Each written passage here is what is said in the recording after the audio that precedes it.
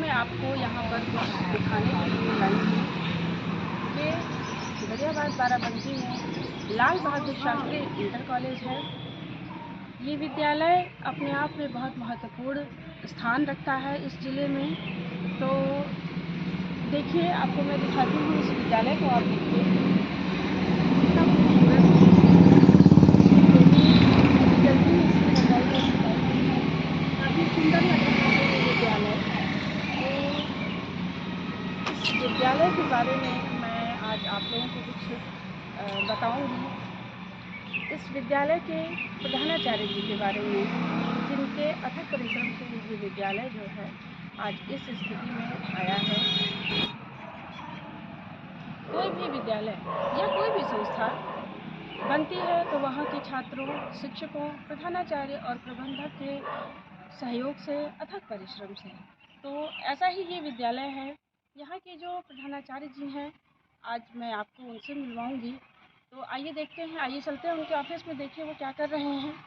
तो आइए ले चलते हैं आपको।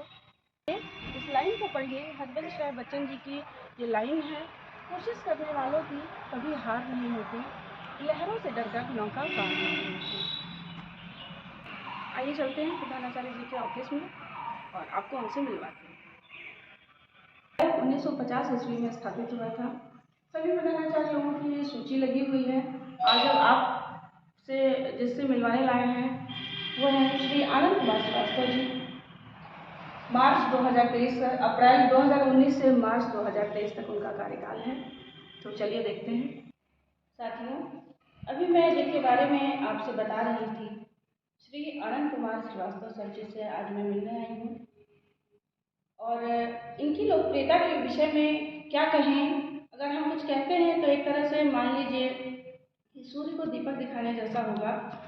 इनकी लोकप्रियता विद्यार्थियों में तो है ही है, इसके अलावा जनमानस में भी बहुत ज़्यादा है।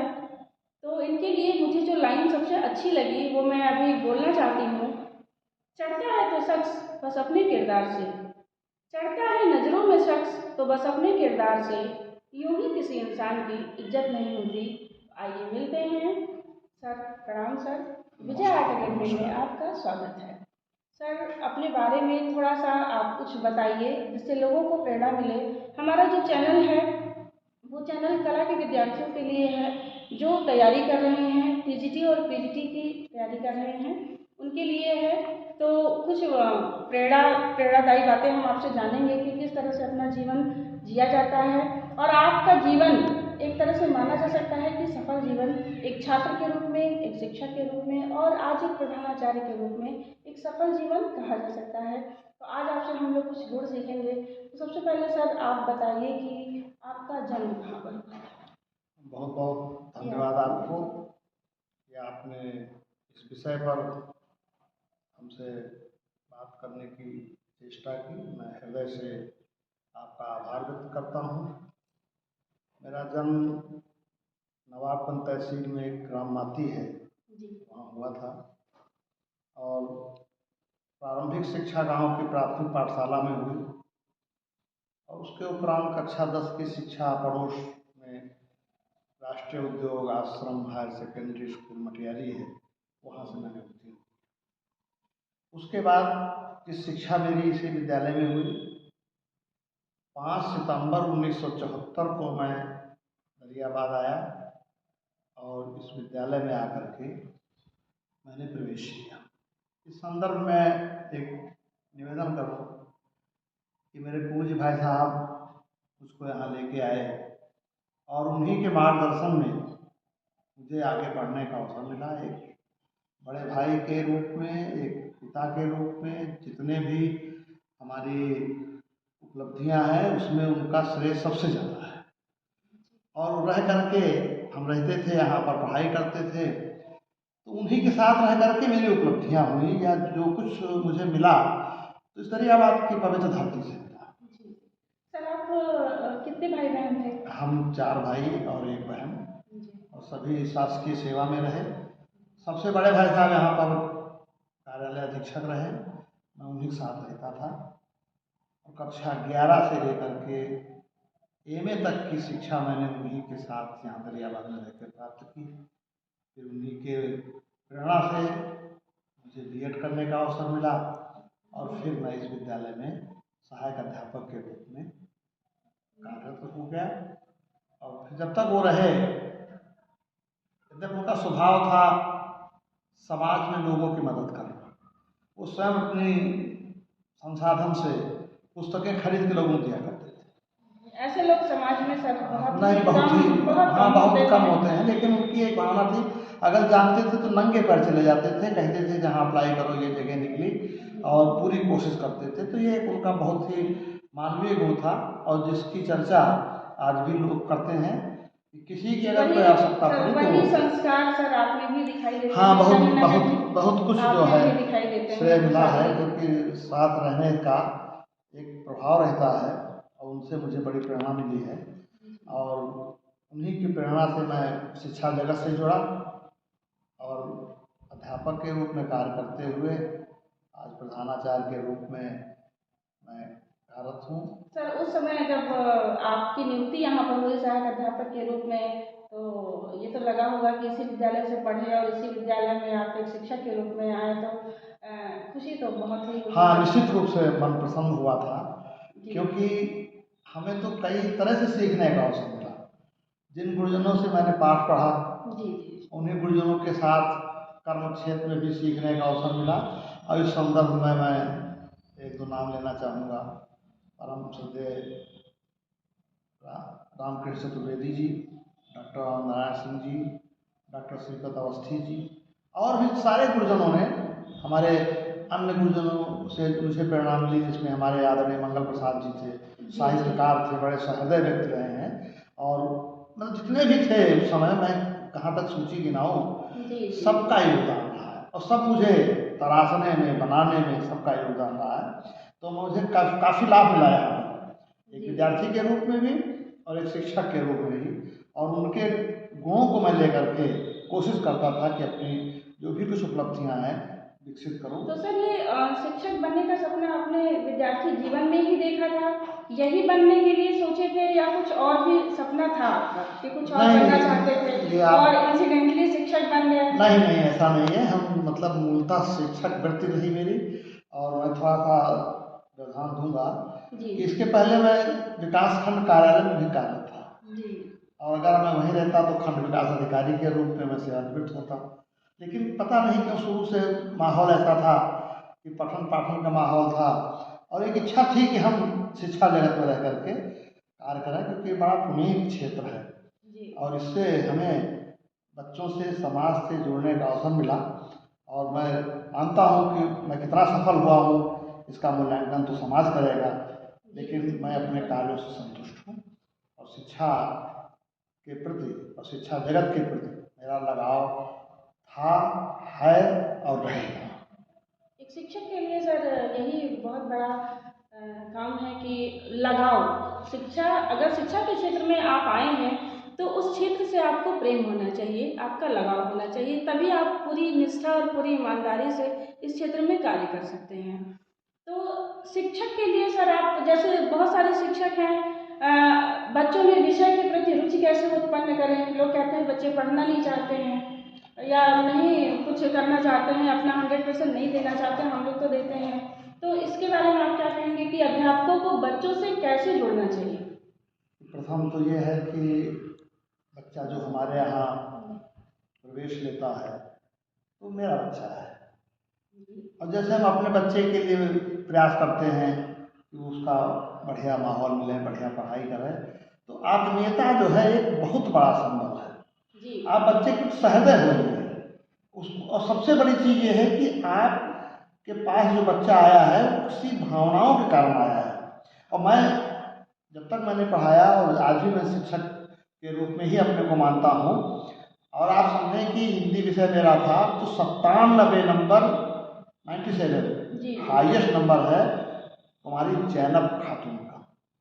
97 नंबर मतलब मुझे गौरव हिंदी विषय में और वो संस्कृत थी, लेकिन उसका 97 नंबर मिला है, बोर्ड में रिकॉर्ड है। और तमाम हमारे बच्चे इस तरीके से, और मैं लिखाता नहीं था, मैं बच्चों से जुड़ता था, उनकी संवेदना को मैं देखता था। और उसका नतीजा ये हुआ कि आज भी मतलब वो बच्चे हमको इस रूप में याद करते हैं। और मेरा एक ये भी था कि मैं शुरू में बच्चों को कविता याद कराता था। जी, मेरी कुछ आपके जो पुराने विद्यार्थी हैं, एक दो चार लोगों से जिनसे भी बात हुई है, तो सबका कहना ये था कि सर हिंदी पढ़ाते थे और हिंदी ऐसी पढ़ाते थे कि अगर पाठ मतलब उस किताब में जितनी भी कविताएं थी उस समय हम लोगों को कंठस्थ होती थी। हाँ, ये हमारा तो ये थोड़ा एक सा शिक्षक शौक का था। बहुत बड़ा और गुण है। मैं बताऊं कि मेरा एक प्रिय विद्यार्थी डॉक्टर मोहम्मद अहमद, तो कक्षा 6 में था और झांसी की रानी की कविता बड़ी लंबी कविता थी जी जी जी। और उसने उसको याद कर लिया, तो मैंने उसे आशीर्वाद दिया और एक संस्कृत का श्लोक भी मैंने उसको याद करवाया। सर और आपसे थोड़ा सा एक यहाँ पर रोकेंगे सर, क्या आप कोई कविता यहाँ हिंदी की जो सर बोल सकते हैं?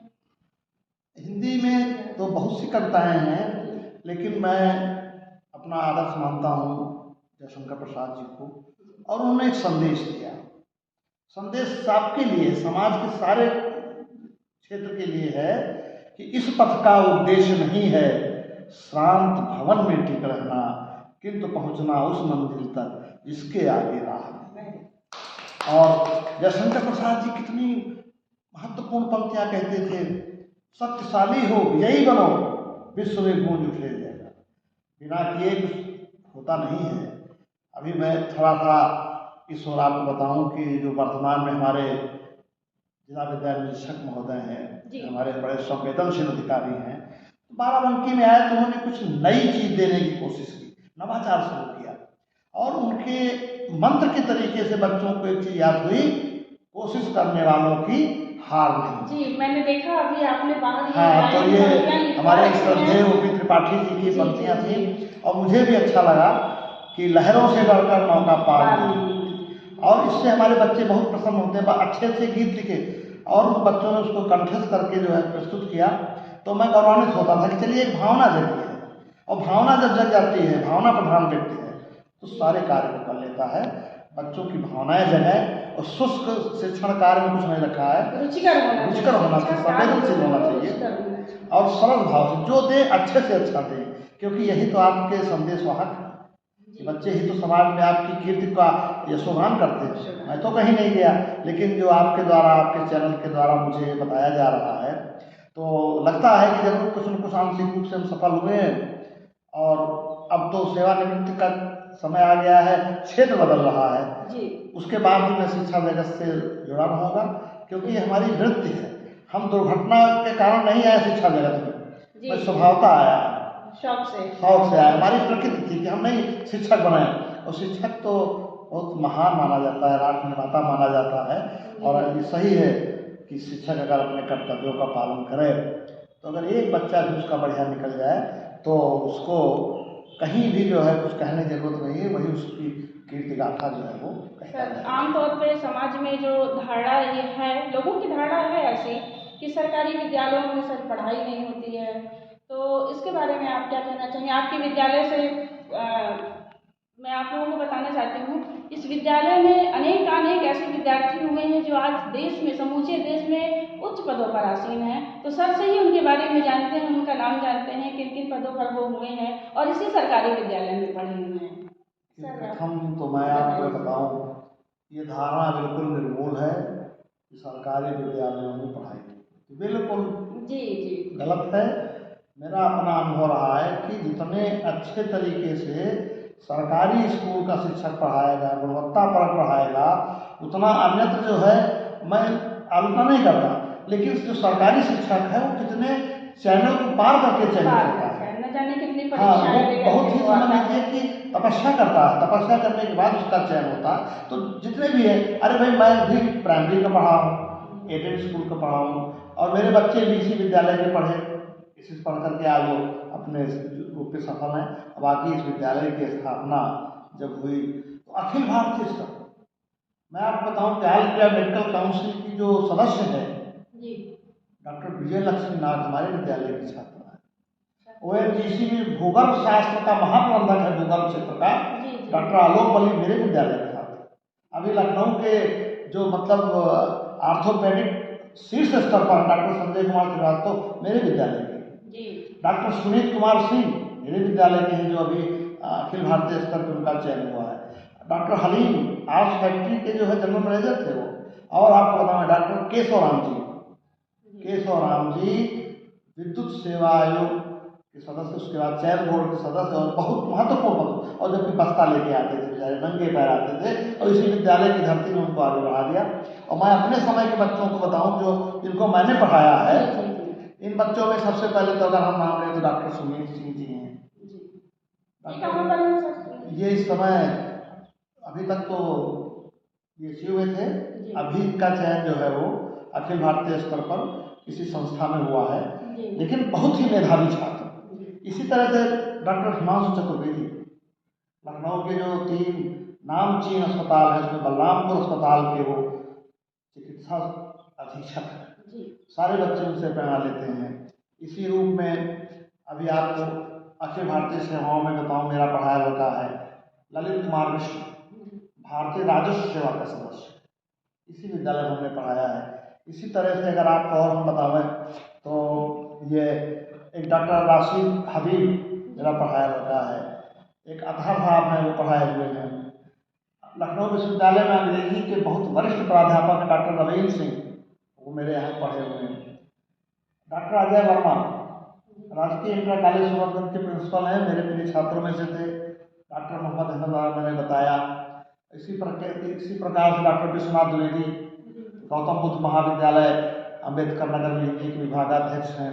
और बहुत से ऐसी श्रृंखला है जो विभिन्न पदों पर है, जहाँ टार पट्टी पे बैठ के पढ़े। मोहम्मद अहमद तो मदरसा का पढ़ा हुआ है, मदरसा से पढ़ करके और उसने जो है बहुत ऊंचा स्थान प्राप्त किया। अभी उनको सबको और तो ये सब जितने भी हैं, जहाँ कहीं भी हैं, doctor Shivanand Gupta judicial magistrate, Gyanendra Dwivedi मेरा बहुत नटखट विद्यार्थी था, आज जो लखनऊ में अभी तहसीलदार के साथ कहीं स्थानांतरण हुआ। तो बहुत सूची लंबी है, इनको मैंने पढ़ाया। आज वो कोई उनसे पूछता है अगर विद्यालय के बारे में तो एक नाम बताते हैं तो मैं गौरवान्वित होता हूँ कि मेरा नाम बताते हैं। मतलब जो ये आपके विद्यार्थी हाँ, तो ये किसी से सर आपका नाम जरूर लेते हैं। अभी बोर्ड परीक्षा हो रही थी, एक मजिस्ट्रेट साहब आए, तहसीलदार साहब आए थे, तो सब लोग से चर्चा चली, तो उन्होंने फोन मिला तो कह रहे हमारे तो बहुत ही आदर्श शिक्षक हैं, और फिर हमारी बात करें। तो कहीं भी कोई हो तो बहुत बदनामी हो गई हमारे नाम और सब मानते हैं, उनका सबका स्नेह है और यही हमारे लिए बहुमूल्य निधि है। और इसी को लेकर के मुझे अपना आगे का जीवन जीना है, क्योंकि मेरी संपत्ति है जी। यही तो शिक्षक की सबसे बड़ी संपत्ति यही है कि उसका विद्यार्थी शिक्षक को याद करे और जीवन में कहीं ना कहीं सामाजिक कार्यों में लिप्त रहे और एक अच्छा इंसान, एक बेहतर इंसान बने। सर, उसके बाद आप प्रधानाचार्य पद को आपने सुशोभित किया। प्रधानाचार्य के रूप में आपने लगभग कितने वर्षों का कार्यकाल रहा आपका? देखिए, प्रधानाचार्य के रूप में तो 4 वर्ष हुए हैं, लेकिन मैं प्रारंभ से ही प्रधानाचार्य को नहीं मानता था, विद्यालय का प्रधान सेवक मानता था, क्योंकि मेरी निष्ठा है। इस विद्यालय मैंने इसकी धरती पे डोट की पढ़ाई की, इसलिए आज समाज में अभी हमारे जिला निरीक्षक महोदय ने हमने विद्यालय के फोटो डाले थे, तो उस पर उनकी टिप्पणी मिली और उससे मेरा हौसला जो है और आगे बढ़ा। तो पूरे जनपद के प्रधानाचार्य उनको बड़ा सम्मान देते हैं, मैं भी उनको स्नेह देता हूँ। तो प्रधानाचार्य तो मैं था भी नहीं, मैं तो एक व्यवस्था के अंतर्गत मुझे अवसर मिला निर्णय लेने का, तो जितना कुछ हो सका मैंने किया है और आगे भी करते रहेंगे। इस विद्यालय को क्योंकि मैं तीर्थ स्थल मानता हूँ, ये आपकी कर्मस्थली, तीर्थस्थली जो भी आप मानते हैं। हाँ, बस विद्यालय के प्रति इतनी निष्ठा है कि मैं इसी को मानता हूँ कि भाई इसमें अगर अच्छी व्यवस्था होगी तो बच्चे पढ़ के जाएंगे, वही यशगान करेंगे, और एक बच्चा अगर बन जाता है तो समाज को बहुत ज़्यादा प्रकाश देता है। तो यही प्रयास रहा है मेरा, और जितना कुछ सफल हुआ इसका मूल्यांकन तो समय करेगा, लेकिन प्रयास मेरा आज भी है, कल भी रहेगा। जो भी हमारे संपर्क में आवे किसी तरीके से तो उसको पूर्ण न्याय मिलने का प्रयास हमारा रहता है। सर, जैसे विद्यालय में आप इस पद पर हैं, तो कभी कभी क्या होता है, शिक्षकों के बीच में भी तमाम तरह के सामंजस्य बनाने पड़ते हैं, तो वो उसको कैसे मैनेज करते हैं सर? देखिए, मैं सौभाग्यशाली हूँ कि मेरे 4 वर्ष के कार्यकाल में किसी प्रकार का कोई विवाद नहीं, और उसका मूल कारण है कि मैं उनके अग्रज के रूप में, उनके गुरु के रूप में था, तो मैं उनकी पीड़ा को अपनी पीड़ा समझता था। अगर सुई उनको चुभती थी तो उसका दर्द मुझे होता था। इसलिए आप अगर सारे हमारे साथियों से साक्षात्कार करें तो मैं पहला ऐसा व्यक्ति हूँ कि जिसके बारे में कोई ऐसी टिप्पणी आएगी नहीं, और मैंने भी कोशिश की है कि अगर उसकी कोई पीड़ा है तो मेरी पीड़ा है। कभी ऐसी समस्या नहीं। हमारे सारे साथियों ने मुझे बहुत सक्रिय सहयोग किया, और मैं देखिए इस विद्यालय छात्र रहा, मेरे लिए बड़ा गौरव का विषय है कि मैं अपना प्रभार अपने प्रिय शिष्य राकेश जी को देने जा रहा हूँ, क्योंकि मेरा पढ़ाया लड़का है, हमारा है। आज उसको जो हम देंगे तो मुझे खुशी होगी कि हमारा पढ़ाया बच्चा जो है आज वो एक संचालन कर रहा है, एक निर्णय के लेने के पद पर है। तो मेरे सामने ऐसी समस्या नहीं आई। वैसे उदार रहना चाहिए, और कुछ छोटी मोटी चीज़ें हैं तो उनको थोड़ा सा नज़रअंदाज भी करना चाहिए। अध्यापक है, मनुष्य भी है, मनुष्य भी है, हमसे भी गलतियाँ होती हैं, उससे भी गलतियाँ होती हैं, तो बहुत ज़्यादा जो है उस पर दिमाग नहीं लगाना चाहिए, तो वो आपको सहयोग करेगा। और जब जरूरत पड़ी है तो विद्यालय एक स्वर से खड़ा हो गया और हमारे पीछे था। और चूँकि आयु में सबसे बड़े हैं तो मेरा अधिकार भी बनता था। अगर कुछ हुआ तो हंस के हमने उसको कह दिया, तो किसी ने उसको अन्यथा भी नहीं दिया। तो मैं सौभाग्यशाली हूँ कि मेरा जो भी कार्यालय और जो हमारे अध्यापक साथी और हमारा जो विभागीय जिला स्तर का कार्यालय है उसने भी मुझे भरपूर समर्थन दिया। मतलब मेरे किसी काम को, दरियाबाद का नाम सुन करके वो उस काम को करने का प्रयास करते थे। तो मैं उन सौभाग्यशाली व्यक्तियों में से हैं जो मुझे ये अवसर मिला और मुझे सफलता मिली। जो कुछ मिल पाई है इसका मूल्यांकन तो आपको करना है, हम अपने बारे में ज़्यादा कुछ नहीं कह सकते, लेकिन सामंजस्य करना बहुत जरूरी है। संवेदनशीलता होनी चाहिए। पद पर रह करके कोई ऐसा अधिकार संपन्न व्यक्ति नहीं हो जाता है। व्यक्ति को जितने बड़े पद पर होगा उतने उसको झुकना पड़ेगा, विनम्र होना चाहिए। जिस पेड़ में फल लग जाते हैं डालें झुक जाती हैं, तो ये जिम्मेदारी हो जाती है। सबकी रक्षा करना आपका दायित्व है कि भाई अगर उसको कहीं कुछ है तो हमारी जिम्मेदारी है कि हम आगे बढ़ें। और नौकरी करना है तो फिर बहुत विभाग है, नौकरी की बात नहीं है, एक भावना है। शिक्षक के रूप में व्यक्ति नौकरी करने नहीं आता। हाँ, नौकरी वो अपने दायित्वों का अगर नौकरी करेगा तो निर्वहन करना है। तो आप एक शिक्षक के रूप में उसको नौकरी ना समझें, जो सेवा भाव है जी, और जो शिक्षक बनना चाहते हैं, अध्यापन कार्य से जुड़ना चाहते हैं, तो सर का और हमारा ये संदेश है कि आप उसको नौकरी ना समझें, आप एक सेवा के रूप में लीजिए, तो समाज में आपका भी नाम जरूर होगा। और इस तरह से सर से हम और थोड़ा बहुत कुछ जानना चाहते हैं। इस विद्यालय के जो है प्रबंधक जी कौन है? हाँ, बहुत महत्वपूर्ण प्रश्न है आपका।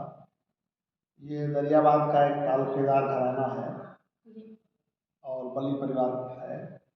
उसी में हमारे जो प्रबंधक वर्तमान में हैं और आज स्वर्गेश्वर बली उर्फ संजय बली साहब हैं, और बहुत ही सहृदय व्यक्ति हैं। और मुझे उनका सहयोग इतना ज़्यादा मिला कि हम पर बहुत बड़ा विश्वास करते हैं। और परिवार का उनका विद्यालय है, उन्होंने अपना इसको बजाने, इसको बनाने में, सजाने में, संवारने में पूरी निष्ठा से 50 का विद्यालय है और आज जनपद के अग्रणी विद्यालयों में इसका स्थान है। तो बली साहब हमको पूरा सहयोग करते हैं और हमारा मार्गदर्शन भी करते हैं। कहीं कोई अगर समस्या होती है तो उसके निदान के लिए वो तत्पर रहते हैं, तुरंत चल देते हैं।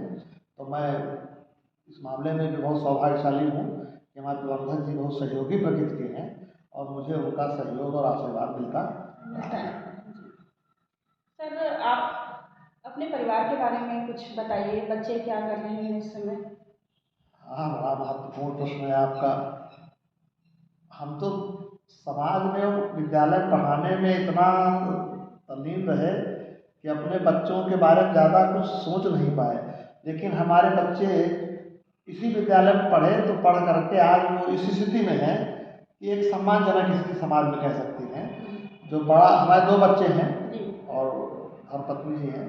तो बड़ा लड़का जो है वो MG मोटर में बड़ौदा में मैनेजर है, बीटेक किया था उसने। और दूसरा बेटा जो है वो भी बीटेक करने के बाद अपने निजी व्यवसाय में है। तो दोनों का अपना जीवन क्षेत्र लगभग तय हो गया है और उसी में वो लोग अपना कार्य कर रहे हैं और अच्छी स्थिति में है। लेकिन मैंने कभी भी उनको बैठ के पढ़ाया नहीं, पता नहीं कि वो क्या था। मैं तो सबको पढ़ाता था, तो उसको पढ़ाने वाले भी मिल गए।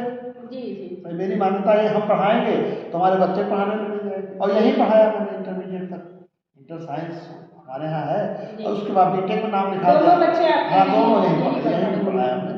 हम उस दौड़ में नहीं गए कि हमको बच्चे को बहुत दूर ले जाना है आधुनिकता के दौर में आप क्योंकि कभी भी शामिल नहीं मतलब हुए। ईंट गारे से पढ़ाई नहीं होती, जी शीशे की ऊंची ऊंची दीवारों पर पढ़ाई नहीं होती।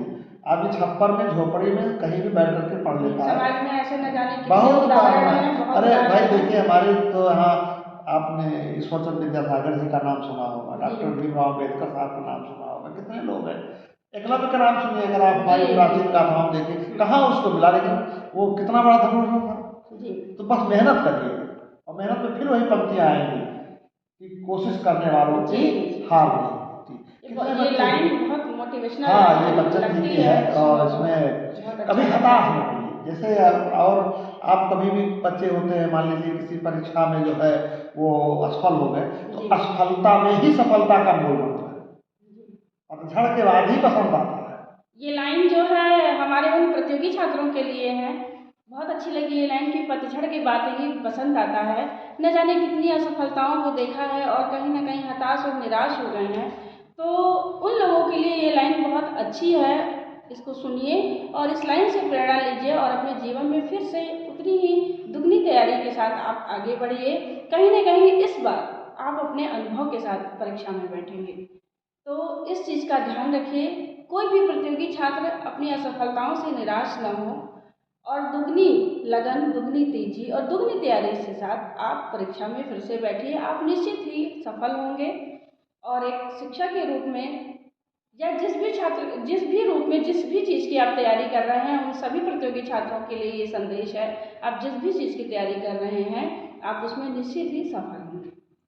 बाराबंकी जिले में माननीय जिला विद्यालय निरीक्षक जी की तरफ से या के द्वारा मान लीजिए कि एक बच्चों के लिए मिशन पहचान एक नवाचार चलाया जा रहा है। तो इसके बारे में भी हम सर से जानते हैं कि ये जो नवाचार चला, ये साल भर चला लगभग, तो इसका असर बच्चों पर क्या पड़ा? पहली चीज तो ये समयबद्ध नहीं है जी, ये निरंतर चलने वाली प्रक्रिया है। है।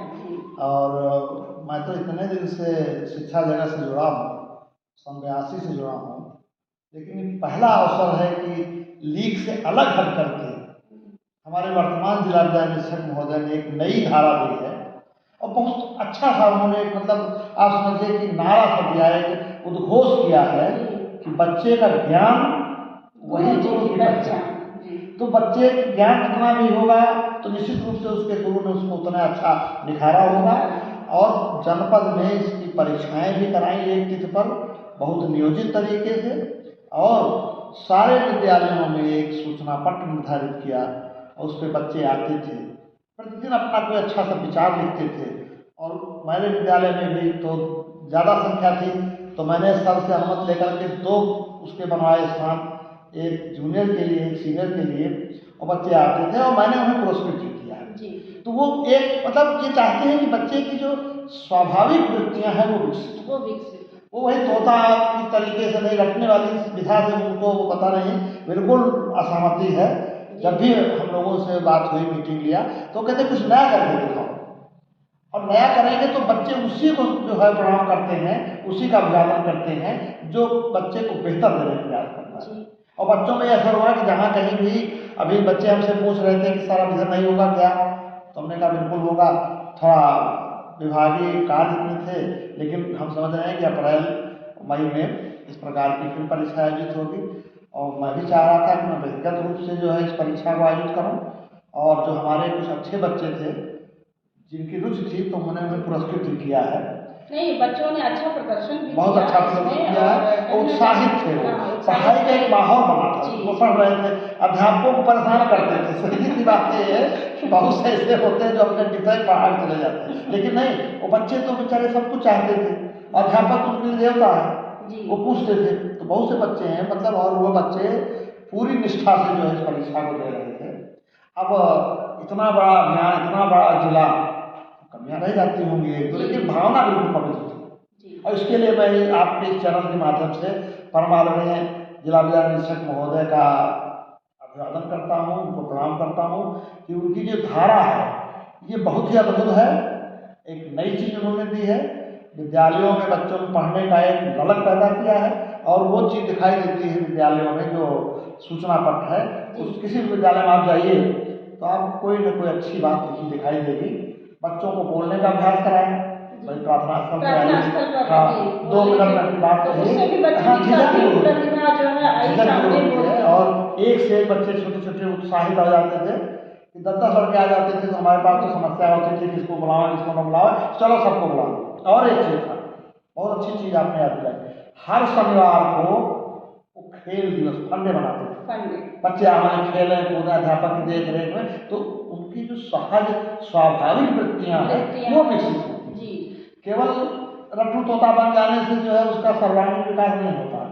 विद्यालय तो होता ही है बच्चों के साथ, बच्चों को क्या अध्यापक भी थोड़ा पसंद हो जाते हैं, जैसे कभी अंताक्षरी करा दी, गीत सुन लिया, जो एक नीरसता होती है और बढ़िया बच्चे जो है वो उसमें बहुत ही उत्साह से शिरकत करते रहे। मेरे विद्यालय में तो मुझे बड़ा अच्छा लगता था ये, क्योंकि मैं भी इसी पद्धति से बच्चों को ही नहीं अध्यापकों को भी बहुत अच्छा लगता है। हाँ मतलब अपनी अपनी रुचि के हिसाब से, जैसे हमारे प्रदीप सिंह जी हैं क्रीड़ा अधीक्षक में बच्चों खिलाते थे, इसी तरीके से योगेश जी वो विज्ञान में है, वो विज्ञान में देखा करते थे, तो जितने भी सभी करते थे। क्योंकि कहीं ना कहीं एक हफ्ते पढ़ाने के बाद थोड़ी सी बोरियत लगता है कि रुचि उत्पन्न होती है। सैटरडे जो फंडे था वो बहुत ही आगे भी चलेगा, अच्छा है और चलेगा तो बच्चों को इसको लाभ मिलेगा। कहीं भी जाइए तो ये बात बच्चे करते तो अच्छा लगता है, चलिए भाई एक नई चीज़ शुरू हुई, आदमी 24 घंटे क्या पढ़ते रहेगा, थोड़ा उसका और भी विकास होना चाहिए। तो ये कार्य जो है हुआ है बच्चों की जो अलग की प्रतिभाएं, कोई बच्चा अच्छा गा लेता है, कोई अच्छा डांस कर लेता है, कोई अच्छा खेल लेता है, बहुत अच्छा बोल लेता है, तो ये सारी जो प्रतिभाएं थी बच्चों की वो भी सामने निकल करके आई। एक लड़की ने तो जो बच्चन जी की कविता है पूरी गाई थी सस्वर, उसको कंठस्थ थी, अच्छा लगा भाई। ऐसे बच्चे जब आते हैं तो थोड़ा मन को प्रसन्नता होती है कि हमने इसको थोड़ा सा दिशा निर्देश दिया और उसने इस चीज़ को प्रस्तुत किया। तो अभियान जो शुरू करता है, जो उसका सूत्रपात करता है, निश्चित रूप से बधाई का पात्र है, और उसको जब कभी भी ऐसी बात आएगी तो उसका श्रेय उनको दिया जाता है। और इस संबंध में अतिशयोक्त नहीं है, हमारे आदरणीय ओपी त्रिपाठी जी ने जो एक मसाल जलाई है, अब वो जलती रहेगी, बच्चों को लाभ मिलेगा, अपने उद्देश्य में सफल होंगे सबके सहयोग से, बिल्कुल सफल। और ये जो आपने आज बातें की, यही जो बातें आपको दुनिया से अलग करती है सर, तो यही चीज़ें बहुत अच्छी लगती हैं। धन्यवाद आपको। तो सर हमारे प्रतियोगी छात्रों के लिए आप थोड़ा सा कुछ प्रेरणादायी ऐसी बातें, सर एक बात और है, जैसे हमारी जो तैयारी कर रही हैं लड़कियां, वो ज़्यादातर शादीशुदा हैं, बच्चे हैं, परिवार हैं, तो उनकी समस्याओं से थोड़ा सा वो रहती हैं कि हमको टाइम नहीं मिलता है, हम कैसे तैयारी करें, कैसे बच्चे को समय नहीं दे पाते हैं, परिवार को नहीं दे पाते हैं, या परिवार में ऐसे कुछ परिवार ऐसे हैं जो उनका सहयोग नहीं करते हैं कि हाँ तुम पढ़ रही हो तो तुम पढ़ लो। तो ऐसे परिवार के लिए या ऐसी लड़कियों हमारी जो बहनें हैं उनके लिए भी आप कुछ ऐसा बताइए कि वो तैयारी के लिए समय निकाल सकें अपने लिए। महत्वपूर्ण ये है कि ध्येय क्या है, और जब आप ध्येय निश्चित कर लेंगे तो कहीं ना कहीं से व्यक्ति को जो है वो समय मिल जाएगा। हमारे गांव में पहले एक कहावत थी, राहत चला करती है और पानी पीने वाले पानी पी लेते हैं। तो ये सही है कि व्यस्तता, लेकिन थोड़ा सोचिए कहीं ना कहीं समय मिल जाएगा।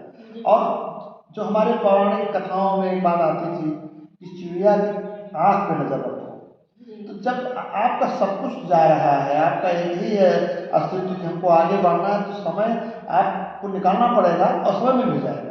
हम जब आप अपना लक्ष्य निर्धारित करेंगे, हमको पाना ही है। अभी समाचार पत्रों में, विभिन्न पत्रिकाओं में निकलता है कि देखिए उसके सामने ये असुविधा आ गई, लेकिन उन असुविधाओं को जो है पार करके वो आगे बढ़ते हैं।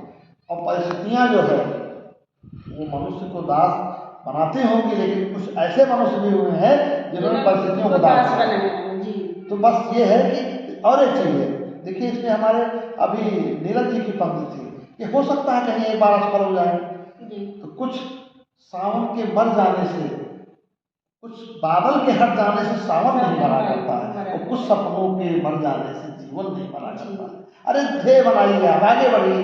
और हमारा तो देश इतने अच्छे अच्छे विचारों से है कि आप उठो, आगे बढ़ो, जागो, तो जागरण मंत्र हमारे दिए गए। जी जी और ये भावना तो आनी पड़ेगी, कहीं ना कहीं हमको और चीज़ों में 24 घंटे में कुछ कटौती करके पढ़ना पड़ेगा। और तमाम उदाहरण ऐसे हैं, तमाम उदाहरण ऐसे हैं जो प्रतिकूल परिस्थितियों में भी पढ़ करके बच्चे निकल गए। हमारी वर्तमान राष्ट्रपति जी को ही देखिए, कितना संघर्ष किया उन्होंने, और संघर्ष करते करते आज इस मुकाम पर पहुंचे। तो क्या उनका पिछला जीवन जो है वो इतना सरल नहीं था कि राष्ट्रपति पहुंचे? हर व्यक्ति के जीवन में अब संघर्ष कहीं ना कहीं होता है, निकल गया। संघर्ष होता है, और उन्हीं संघर्षों को वो पार करके अपने उसी से लक्ष्य जो को है आगे प्राप्त बढ़ता करता है। है। संघर्षों में ही जो है व्यक्ति फलता है। जी। बिना सोना परिश्रम के, तब कभी हाँ, सोना बिल्कुल बनता है। सही कह रही हैं कि अगर बिना कुछ किए मिल जाए, तो बिना कुछ किए जय जयकार नहीं होती, जी करना पड़ेगा। और हम तो बुलंदियों को देखते हैं, लेकिन हमने कभी उसके संघर्ष को नहीं देखा। जी एक पंक्ति याद आ रही है, तुझे बुलंदियों पे देख के हैरान हुए लोग, पर किसी ने तेरे पाँव के छाले नहीं छाले देखे। कितने लोग ऐसे हैं जो दिन रात एक करते, तपस्या करते हैं, और जब चैन हो जाता है तो चेहरे पर कितनी बड़ी प्रसन्नता आ जाती है। तो ये हमारे, मैं सबसे कह रहा हूँ, हताश न होइए। अरे अपने देश का तो बोल मंत्र है, हारिए न हिम्मत, विसारिए न राम, लगे रहो, सफलता मिल जाएगी। कितने हैं, चींटी से प्रेरणा मिल जाती थी, चींटी से प्रेरणा मिल जाती है, प्रेरणा लेने वाले कहीं से भी भी प्रेरणा ले बस। सकते हैं। और भाई संकट जब आता है ना, तो डूबते को तिनके का सहारा होता है। जी जब ये परिस्थिति जुटिए, तमाम बच्चे सफल हो गए, और सफल हो रहे हैं। कभी भी किसी समाचार पत्र में परिणाम निकलता है तो खाली नहीं निकलता है, जी भरा रहता है। और कितने ऐसे मेधावी छात्र आज चयनित होकर के सेवा में है, चाहे जिस क्षेत्र में सेवा में हो, चाहे शिक्षक हो या किसी अन्य और उनका क्षेत्र पिछला में। जीवन अगर आप हाँ, देख लीजिए, परिश्रम, संघर्षों से बिना भरा हुआ परिश्रम के जो है, है, तो ऐसे ही लोग आगे बढ़ते हैं। बिना परिश्रम एक के मुझे एक छोटी सी कहानी याद आ रही है सर, कि मैंने जो है पढ़ी थी कि अकबर, जो महान शासक थे अकबर, उन्होंने एक अपने यहाँ भोज रखा था। तो उस भोज में उन्होंने 56 भोग बनवाए थे। तो सभी लोग भोजन कर रहे थे, लेकिन जो बीरबल थे वो भोजन नहीं कर रहे थे। तो अकबर ने कहा कि बीरबल खाओ। तो बीरबल ने कहा कि वो होती तो खा लेता। तो फिर से कहा कौन होती? तो फिर से कहा नहीं, वो होती तो मैं खा लेता। तो कहा अरे बताओगे कि कौन होती तो खा लेते? कहने अगर भूख होती तो खा लेता। तो सबसे बड़ी चीज बहुत ये अच्छी चीज है, बहुत है अच्छी कि जो बात आपने है कही है। आपको कितनी भूख है जो आप पाने जा रहे हैं, उसकी आपको भूख अपने मन में पैदा करनी पड़ेगी, सही बात, तब आप बिल्कुल। अपने लक्ष्य को प्राप्त पा करेंगे। जाएंगे, क्योंकि लक्ष्य पा आप जाएंगे। भोजन तभी करते हैं जब आपको भूख होती है, और जितनी भूख होती है आप उतना ही भोजन करते हैं। तो आपको अपने अंदर भूख पैदा करनी भूख होगी। पैदा करना होगा। और देखिए, बहुत अच्छी बात आपने की, रंग लाती है हिना पत्थर पे घिस जाने के बाद, सुर्ख रूह होता है इंसान ठोकरे खाने के बाद। आप अगर सुख सुविधाओं से चाहे उपलब्धियां प्राप्त करें, नहीं प्राप्त कर सकते, नहीं कर सकते। आपको तो समर्पण करना ही पड़ेगा। और कितने बच्चे मैं देखता हूँ प्रतियोगी परीक्षाओं में जुटे रहते हैं कि बैठे हुए हैं और पढ़ रहे हैं, रात रात पढ़ रहे हैं, और वही उनको सकारात्मक परिणाम जब मिलता है तो मन गदगद हो जाता है, परिवार प्रसन्न हो जाता है। तो करना तो पड़ेगा। वो जब तक भूख नहीं होगी जी तब तक कुछ आपकी इच्छा नहीं होगी। और जिस दिन भूख आएगी, आगे कुआं पीछे खाई, पढ़ना शुरू कर देंगे। जी जी जब आवश्यकता जो है उसका आवश्यकता है। नहीं है। जी जी वो तो भावना होनी ही चाहिए कि हम सोचेंगे नहीं हमको सब बैठे बैठा मिल जाए, जी तो सोते हुए शेर के मुख में हिरण प्रवेश नहीं करता। आपको कुछ करना पड़ेगा, आप करेंगे तो मिलेगा, ये बिल्कुल ध्रुव सत्य है। और जिनको मिला है करने के बाद मिला है, हर व्यक्ति को जिसको जो भी मिला है करने के बाद मिला है। अगर नहीं करेंगे तो ठीक है, संसार तो है ही है। तो जीवन जीने के तमाम तरीके हैं। स्वर्ग ये है कि आप अच्छे से हो गए। मैं बच्चों से कहा करता था 40 साल बनाम 4 साल। 4 साल आपने अगर कठोर तपस्या कर ली तो 40 साल ऐसा होंगे। और अगर 4 साल आपने ऐसा आराम में व्यतीत कर दिया तो 40 साल आपको कठिनाई से पड़ेगी। और मेरे जीवन में घटित भी हुआ है। बस पढ़ाई 4-5 साल हुई है, उसी 4-5 साल में मैं आज इस स्थिति हूँ कि जीवन यापन का जो है सहारा हमको मिल गया है। और सर आपने हमारे चैनल को और हमें अपने व्यस्ततम समय में से इतना अमूल्य समय दिया, जिसके लिए आपका दिल से जो है धन्यवाद मैं करती हूँ। और आप लोगों के लिए मैं ये बताती चलूँ कि इस तरह की वीडियो मैं आपके लिए इसलिए लेकर के आती हूँ कि ऐसे लोगों से बातचीत मैं इसलिए करती हूँ कि हो सकता है कहीं ऐसे प्रेरणादायी शब्दों को सुन करके, ऐसी वीडियो को देख करके हो सकता है किसी का जीवन बदल जाए। तो आप अपनी तैयारी को सुनिश्चित करिए, पढ़ते रहिए। धन्यवाद। चलिए, बहुत